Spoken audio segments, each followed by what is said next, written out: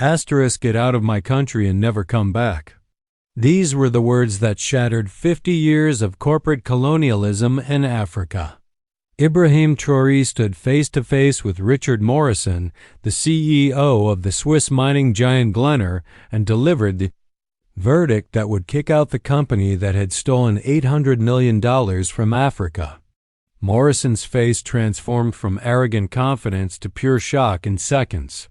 The CEO had walked into the presidential palace expecting another easy negotiation, only to find himself surrounded by armed guards, furious ministers, and boxes upon boxes of evidence documenting decades of theft, murder, and environmental destruction.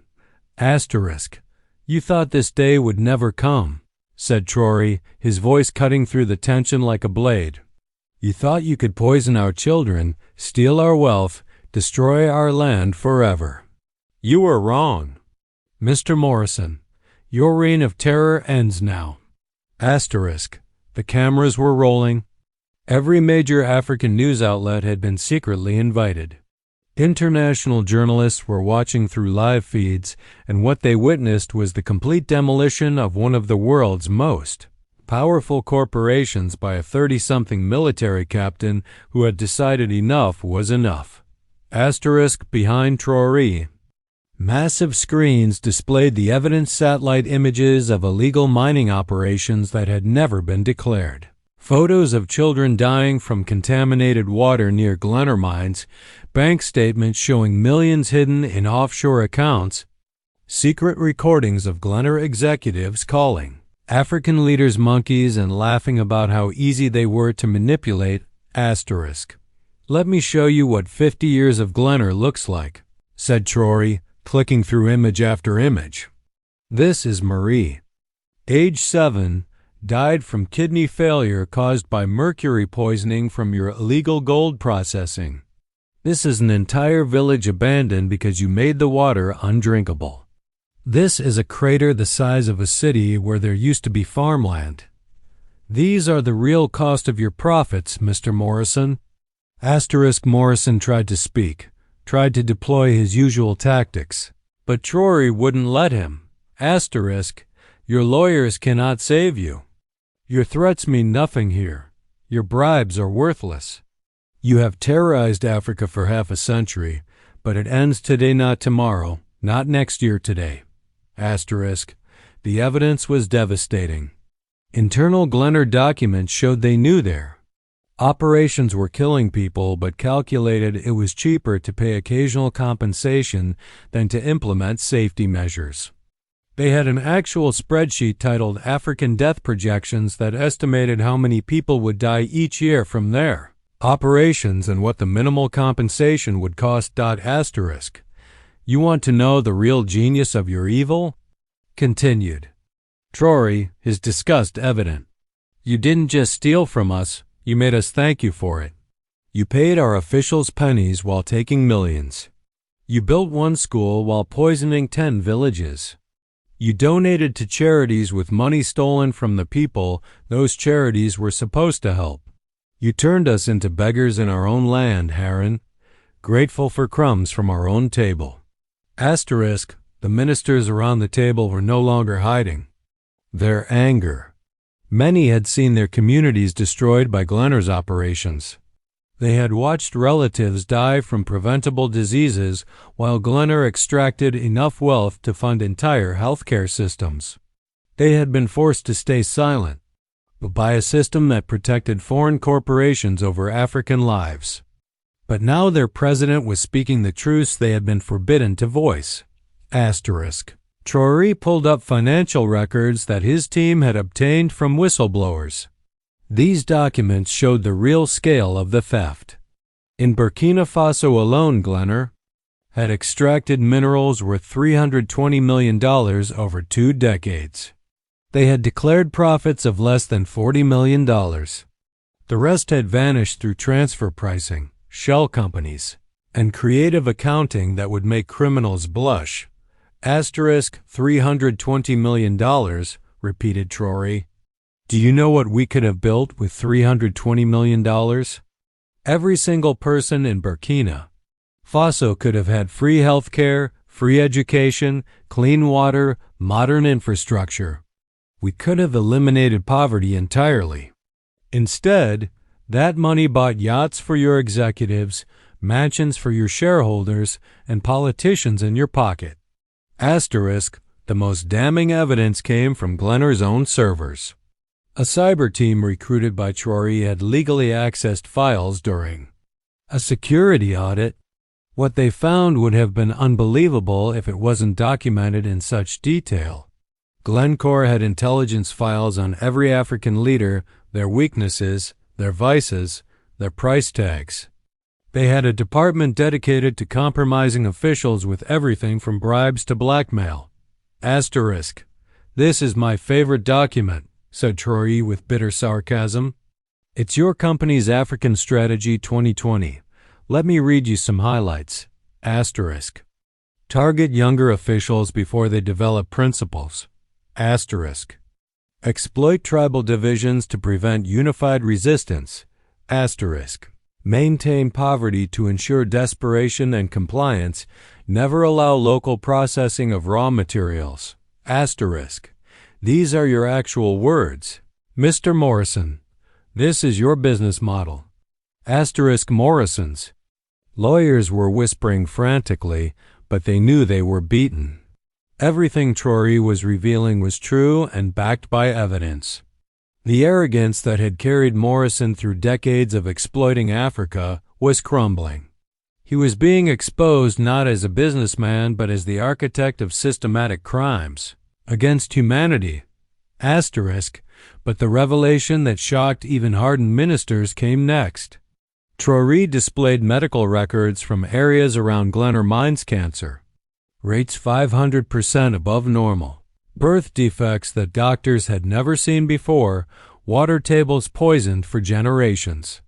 Glencore knew all of this. They had their own studies. They just calculated that African lives were worth less than safety measures. Asterisk. You have a formula, said Traore, his voice now shaking with rage. A mathematical formula for how many African deaths are acceptable for each million in profit. You literally put a price on our lives, and that price was always too cheap. You killed thousands and called it the cost of doing business. Well, Mr. Morrison, today you learned the real cost. Asterisk Traore stood up and walked directly to Morrison. He pulled out a document and slammed it on the table. Asterisk. This is your eviction notice. Every Glencore operation in Burkina Faso is now property of the people. Every mine, every truck, every piece of paper. Your bank accounts are frozen. Your assets are seized. Your executives have 24 hours to leave or face arrest for crimes against humanity. Asterisk Morrison finally found his voice. This is illegal, he stammered. You can't just, we have contracts. International law will protect us. You'll be sued into oblivion. Traore laughed, a sound without humor. Sue us? With what authority? The same courts that let you murder our children? The same laws that protected your theft for 50 years? No, Mr. Morrison. We recognize no authority that places profits over African lives. Your contracts were signed with traitors and paid for with blood. They are worthless. Asterisk Security moved forward as Morrison stood up, his expensive suit now soaked with sweat. But Traore had one more card to play, asterisk, before you run. Back to Switzerland. Know this. We've sent everything to every African country where you operate. Ghana, Nigeria, South Africa, Congo, Zambia, they all have the evidence. They're all taking action. Your company is finished in Africa, not just here, everywhere. Asterisk, the ripple effect was immediate. Within hours of the confrontation, going public, Glencore's stock price began its death spiral. Emergency meetings were called in Zurich, London, New York, but it was too late. The evidence Traore had released was being analyzed by governments across Africa, and they were all reaching the same conclusion. They had been robbed. Asterisk in Ghana. The president announced an emergency session to review all Glencore contracts. In Nigeria, assets were frozen pending investigation. South Africa launched a judicial commission with subpoena powers. The Democratic Republic of Congo declared all Glencore concessions suspended. It was a continental uprising that no amount of corporate lawyers could stop. But Traore's masterstroke was yet to come. He had assembled a team of international lawyers not from Western firms but from countries that had successfully fought corporate exploitation. Brazilian lawyers who had taken on oil companies, Indian advocates who had defeated pesticide manufacturers, Chinese legal experts who understood resource nationalism. They were ready for the legal war that Glencore would wage. More importantly, Traore had built alternatives before striking. He had secretly negotiated with state-owned enterprises from various countries who were willing to buy African minerals at fair prices, transfer technology, train local workers.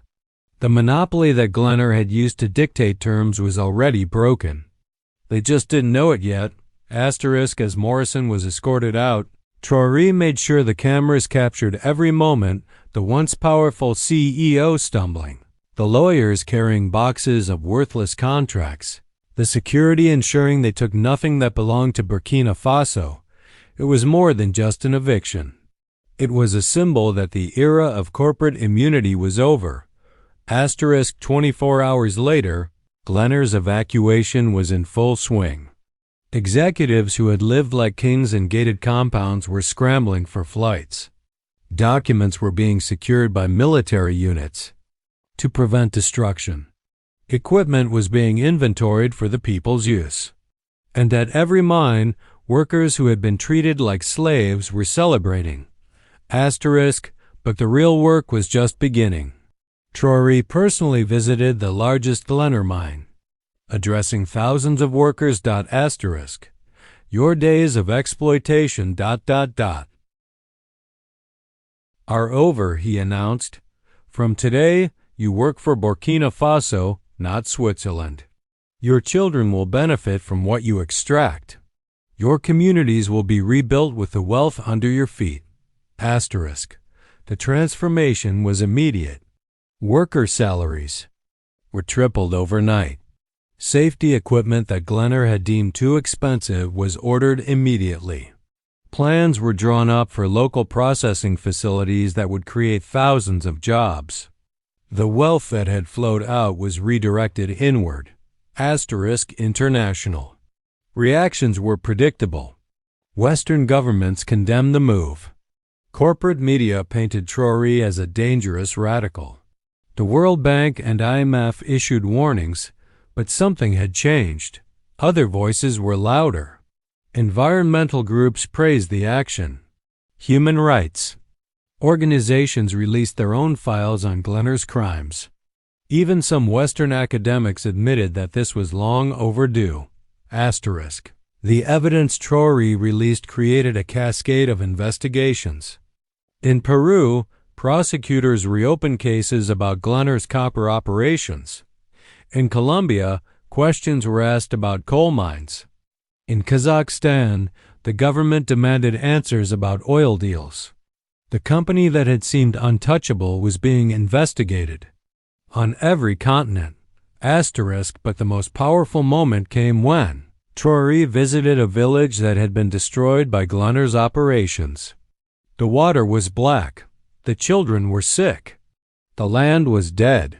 He brought with him not just promises, but action teams, engineers to drill new wells, doctors to treat the poisoned, construction crews to build the hospital that should have existed decades ago.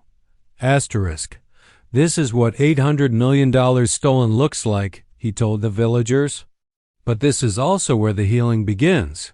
Your suffering was not in vain. It exposed the criminals. It united Africa. It ended an era of silence. Today, we start building what they prevented us from building. The legal battles were fierce as expected. Glencore hired the most expensive law firms, filed cases in multiple jurisdictions, threatened sanctions through their government contacts. But Traore had prepared for this. The legal team he assembled didn't just defend, they went on offense, filing **. 6 months later, the transformation was undeniable. Mining revenue to the Burkina Faso government had increased by 800%. Employment in the sector had quadrupled as local processing created jobs. Environmental restoration, funded by seized assets, was healing decades of damage. And the health crisis in mining areas was finally being addressed with proper medical facilities. **. The model spread rapidly. Tanzania nationalized idle concessions, held by speculators. Zambia demanded local processing of copper. Ghana increased mining royalties by 500%. The Democratic Republic of Congo canceled sweetheart deals and retendered them at fair prices.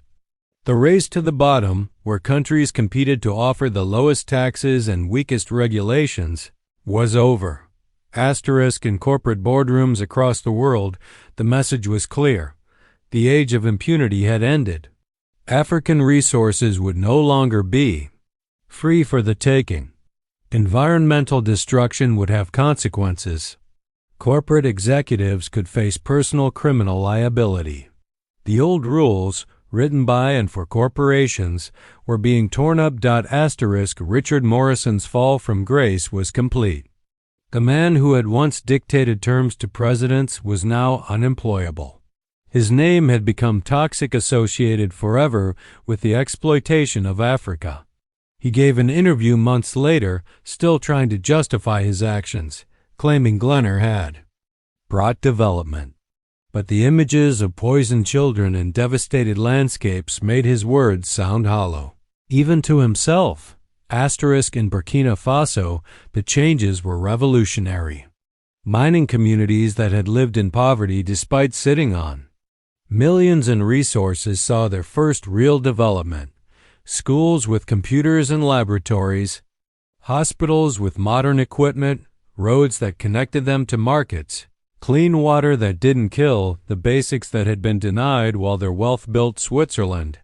Traore institutionalized the revolution. He created citizen oversight, committees for every mine, published all contracts online, made revenue figures public in real time, established environmental monitoring by independent bodies. What had been secret was now transparent. What had been stolen was now shared. What had been destroyed was being rebuilt. The success inspired a new generation across Africa. Young people who had felt hopeless about their continent's future saw that change was possible. Students studied mining engineering and environmental science instead of dreaming of escape. Entrepreneurs started local processing businesses. Communities organized to demand their rights. The psychological shift was as important as the economic one. International mining companies watched in horror as their business model collapsed. The days of bribing a few officials and extracting millions were over. Countries were demanding real partnerships, technology transfer, local employment, environmental responsibility, fair pricing. The terms that had seemed impossible were now minimum requirements. Traore's message to other corporate predators was clear. You are not welcome here unless you come as partners, not pirates. We will not accept crumbs from our own table. We will not watch our children die for your profits. We will not remain poor while you get rich from our resources. Those days are over forever. Years later, economists would calculate the impact. The Glencore model had cost Africa over $8 billion in stolen wealth, enough to eliminate poverty across the continent, enough to build world-class infrastructure, enough to educate every child and treat every disease. But that money had instead built the wealth of nations that lectured Africa about development. The day Traore kicked out Morrison became a symbol. December 3rd would be celebrated as Economic Independence Day across Africa. The footage of Morrison stumbling out of the presidential palace played repeatedly on African television, a reminder that the mighty could fall, that exploitation could end, that leaders could serve their people. But Traore always emphasized this was just the beginning. Glencore was one company among many. The system that allowed such exploitation remained. The fight for true economic independence would take generations, but the fear had been broken. The first victory had been won. The path forward was clear. In villages across Africa where Glencore and companies like it had operated, people felt something they hadn't experienced before, hope mixed with determination. They had seen their president stand up to power and win. They had seen the untouchable touched, the invincible defeated. If Burkina Faso could do it, they could do it. The spark had been lit. The message to the world was unmistakable. Africa's resources would no longer subsidize Western prosperity. African lives were not acceptable casualties for corporate profits. African leaders who served foreign interests would be exposed and removed. The continent that had been looted for centuries was finally saying enough. Richard Morrison now lived in obscurity, his fortune frozen by various legal actions, his reputation destroyed, his legacy being taught in African schools as an example of corporate criminality. He had personified an era of exploitation, and his humiliation personified its end. For Ibrahim Traore, the confrontation with Morrison was not about personal victory. It was about demonstrating that Africa could defend itself, that its resources could serve its people, that its leaders could be incorruptible, that its future could be different from its past. The transformation continued accelerating. Mining revenues funded free healthcare and education. Environmental restoration created thousands of jobs. Local processing industries emerged, creating value chains that had been deliberately prevented.